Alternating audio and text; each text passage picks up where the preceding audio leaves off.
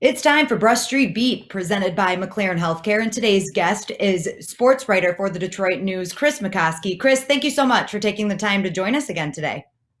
Oh, I appreciate it. Thank you.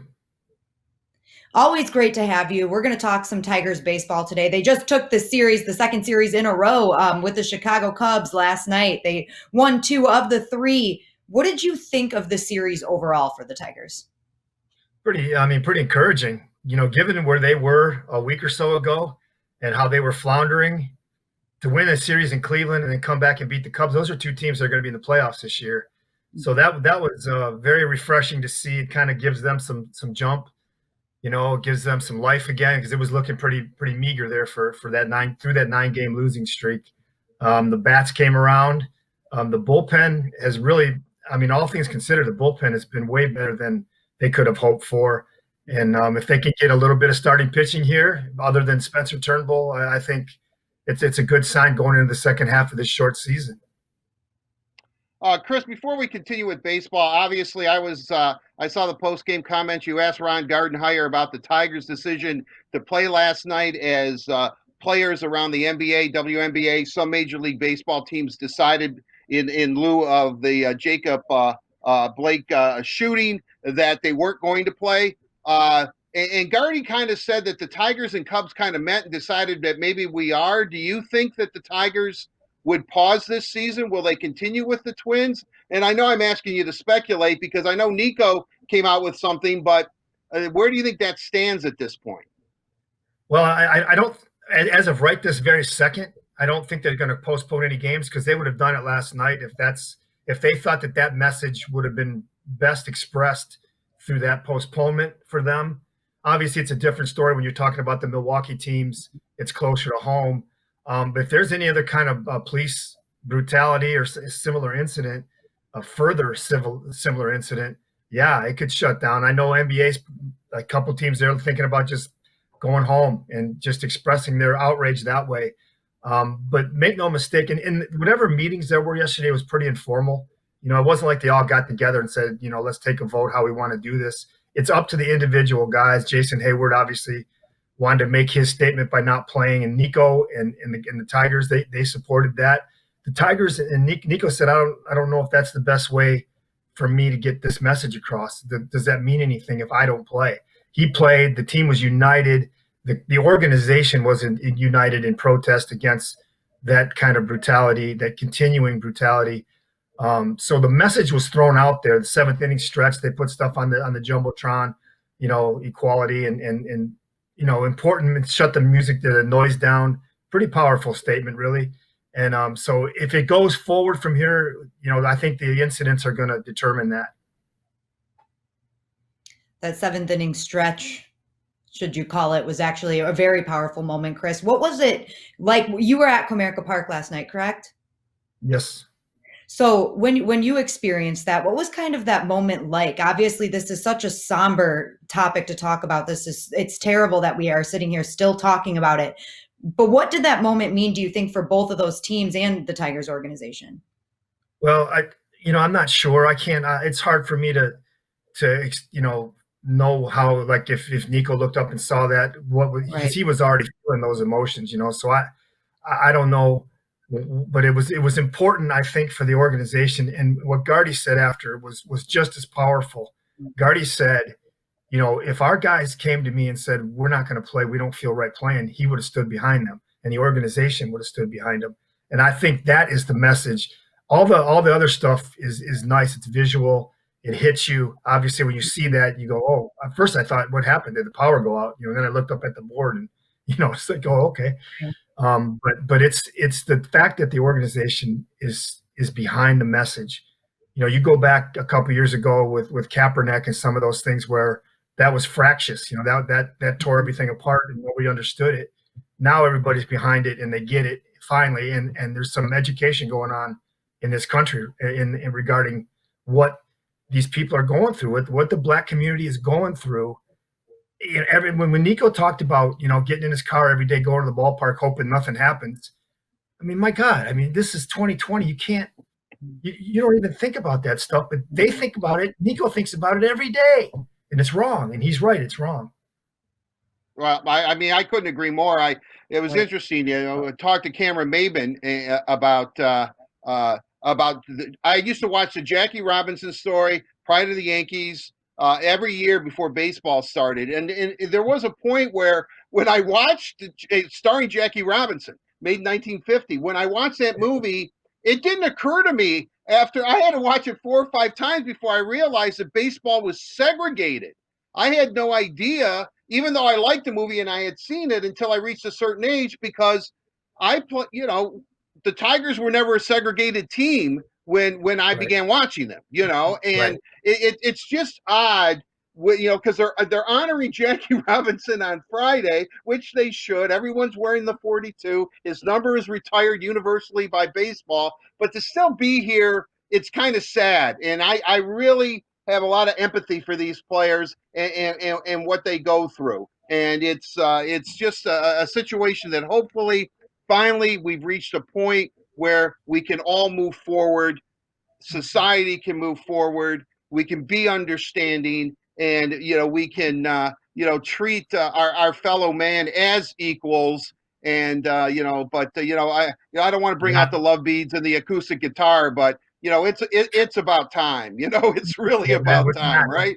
It's not. We're not even close to it, though, Art. Every time I think we are close to it, every time I think we've made gains in that regard, we're not. We're not close. You see it. I mean, it's happening too often and too repeated, and now it's.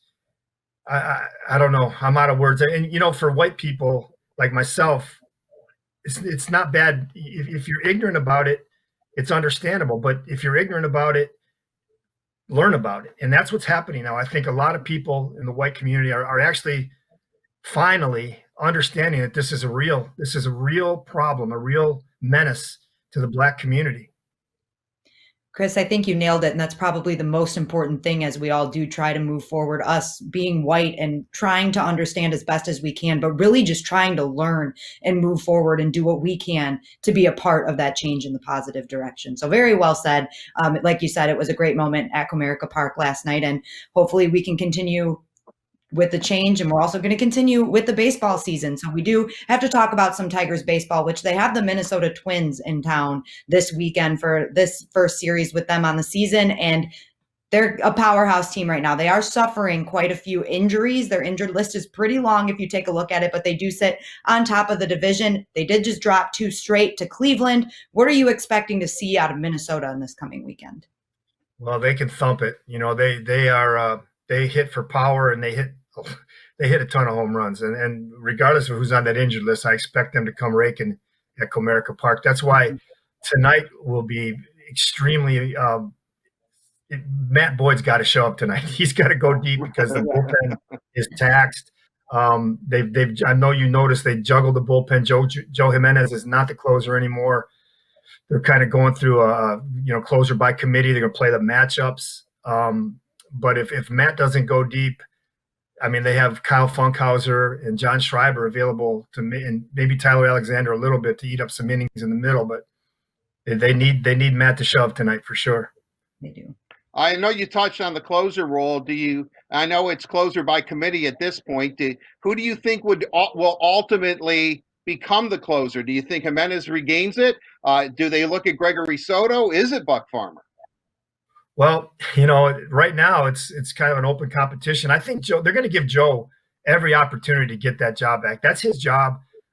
He's the one who's experienced in that role. He does have the stuff to be a closer, obviously. He's just kind of got to get out of his own way. It's a bad situation for him because he didn't pitch much. He went 14 days and only threw like an inning and a third. So he needs to get back, kick some of the rust off, and get himself sharp again. And I think they want him to get it back. In the meantime, I like what they're doing. I mean, I don't think you have to have a closer. I think if you are in the 8th inning and the middle of the lineup is up and there's 2 left-handers in there, you bring in Soto. If it's the bottom of the order, maybe you let Cisnero or Brian Garcia go and then save Buck and Gregory for the 9th. I mean, I don't think there's anything wrong with that. But again, if the starting pitchers don't start going long and you have to start using these guys from the 5th inning on, then you're gonna run out. The tank is gonna go empty. Chris, Jonathan Scope has been a very impressive pickup for the Tigers so far this season, especially in these past few games. And I can't help but think, with the trade deadline just a few days away now, do you see the Tigers making some kind of move with Jonathan Scope, or do you think he's going to remain a Tiger for the rest of the season? Well, I don't know. I think if they could get prospects back or something good back for him, I think they'd entertain it. I think they'd listen, which would break my heart because he's kind of held this. He's the reason that they've come through this slump, quite frankly. His bat is the one that's kind of with CJ out of the lineup. His bat has really been huge, and people are starting to feed off that. And he's so good at second base. He reminds me of Ian Kinsler at second base. Ian Kinsler had that internal clock where he just knew where the runner was. He never hurried. Yeah, he's just easy, smooth. But if they could get some stuff back for him, they would. I don't know that any team has that need in a short season like this. That's the variable. I mean, what are teams going to do? First of all, the players are going to come from each team's 60-man pool. So some of the prospects in lower levels, which may have been included in a deal like that, aren't going to be available. So that kind of mucks it up a little bit in terms of trying to trade guys. I'm not actually, frankly, sure what the Tigers. I don't know that Matthew Boyd has value right now like he might have had a year ago in that regard. Daniel Norris might be a guy that teams really look at because he's been sharp. He can eat multiple innings, and with starters across the league not going deep, that's a valuable piece. So there's some guys they could move, but honestly, I'd be surprised if there was heavy movement or any movement really. Going on the other end of the spectrum, Isaac Paredes seems to be wise beyond his years. I know Gardy said that he's played a lot of baseball in Mexico, but his plate presence and awareness and of the strike zone is incredible. Chris, every time you're on, I always ask you, have they finally found that guy, a player that they catch a break on? But is Isaac that guy? I mean, he seems really calm for being only 20 years old. He's worth being optimistic about. I'm not going to label him that just yet. That's okay, because I don't want that coming back on him. He's 21. He's going to go through a lot of valleys in this game. So, I mean, he's already seeing some breaking stuff and some sliders that he has never seen before. So, I think yesterday was the first time he actually swung and missed at a pitch in the strike zone since he's been up. So that's pretty remarkable right there in itself. I like him. I like his upside. I think he's got power. I think he can hit for power. His fielding is improving. I don't know that he's a Gold Glover, but I go back. When Jamer first got here from the Cubs, he looked like he was the guy. He came in and looked magical that first couple months or first month, and he's had to go through some valleys. So Paredes is going to go through some valleys, man. This is a hard game. Casey Mize, Tarek Skubal, it's a process, and they're not going to come in and just dominate right away and stay dominant. So we just kind of had to brace for that, I think, as fans. Chris, thank you so much for taking the time to join us today. I really appreciate it. I know it's a tough day as we all try to move forward in the sports world, but like I said, appreciate you coming on and talking to us. Looking forward to the Tigers series with the Minnesota Twins. And a big thank you to McLaren Health Care for presenting Brush Street Beat right here on the Word on Woodward.